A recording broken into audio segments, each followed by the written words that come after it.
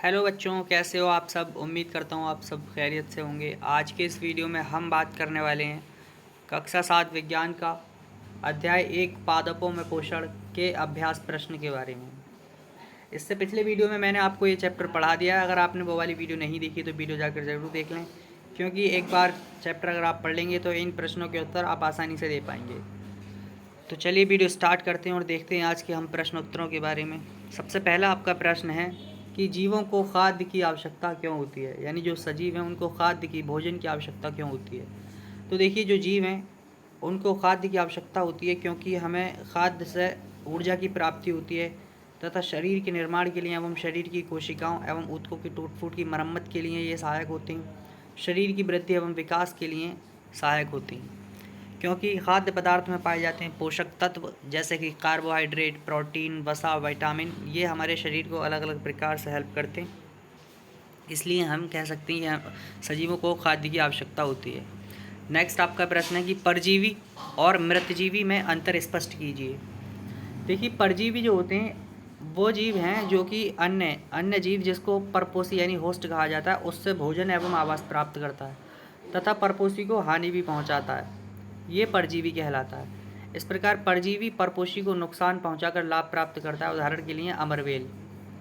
मृतजीवी वह जीव जो पौधों एवं जंतुओं के गले सड़े कार्बनिक पदार्थों या जैविक पदार्थों से अपना भोजन प्राप्त करता है, वो मृतजीवी कहलाता है। उदाहरण के लिए इसका कवक एवं जीवाणु। देखिए, पत्ती में मंड यानी स्टार्च की उपस्थिति है, स्टार्च उपस्थित है या नहीं, इसका हम परीक्षण कैसे करेंगे। तो देखिए, पत्तियों में जो मंड या स्टार्च की उपस्थिति का परीक्षण किया जाता है वो आयोडीन विलयन का उपयोग करके किया जाता है। पौधे की एक पत्ती लेकर उस पर आयोडीन विलयन की कुछ बूंदें डालिए, पत्ती का रंग नीला और काला हो जाएगा। अगर नीला या काला रंग हो जाता है तो इसका मतलब है कि पत्ती में मंड यानी स्टार्च उपस्थित है। चौथा जो आपका प्रश्न है वो है हरे पादपों में खाद्य संश्लेषण प्रक्रम का संक्षिप्त विवरण दीजिए। तो देखिए, जो हरे पादप हैं वो सूर्य के प्रकाश और क्लोरोफिल की उपस्थिति में कार्बन डाइऑक्साइड एवं जल का उपयोग करते हुए कार्बोहाइड्रेट बनाते हैं, यानी एक प्रकार से अपने लिए भोजन बनाते हैं तथा ऑक्सीजन इस प्रक्रिया में निर्मुक्त होती है। हरे पादपों में प्रकाश संश्लेषण की प्रक्रिया के द्वारा खाद्य संश्लेषण होता है। प्रकाश संश्लेषण के दौरान पत्ती की क्लोरोफिल युक्त कोशिकाएं सूर्य के प्रकाश की उपस्थिति में कार्बन डाइऑक्साइड एवं जल से कार्बोहाइड्रेट का संश्लेषण करती हैं।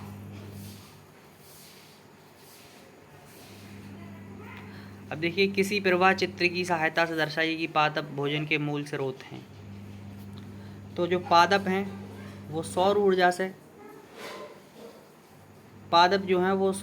से अपने लिए स्वयं का जो है भोजन संश्लेषण करते हैं। सौर ऊर्जा का उपयोग करते हुए कार्बोहाइड्रेट बनाते हैं तथा जो खनिज जल एवं खनिज है ये मिट्टी से अवशोषित कर लेते हैं। और कार्बन डाइऑक्साइड पौधों की पत्तियों पर उपस्थित पर्णशिराओं के द्वारा जो है इसमें पोर्स पाए जाते हैं, उनके द्वारा जो वायुमंडल है उससे ली जाती है तथा पौधे बदले में ऑक्सीजन रिलीज कर देते हैं।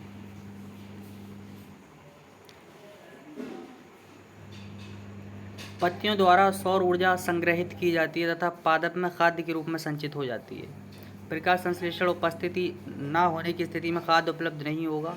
सभी जीवों का अस्तित्व प्रत्यक्ष अथवा परोक्ष रूप से पादपों द्वारा बनाए भोजन पर निर्भर करता है। चाहे वो देखिए हम फसल, गेहूँ वगैरह खाते हैं, ये भी क्या है, पौधों से ही प्राप्त हो रहा है।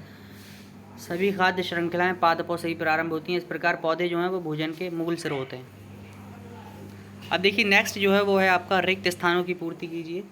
इसमें आपके अलग अलग प्रश्न दिए गए हैं। सबसे पहला है कि क्योंकि हरे पादप अपना खाद्य स्वयं बनाते हैं इसलिए उन्हें कहते हैं स्वपोषी कहा जाता है। पादपों द्वारा संश्लेषित खाद्य का भंडारण मंड यानी स्टार्च के रूप में किया जाता है।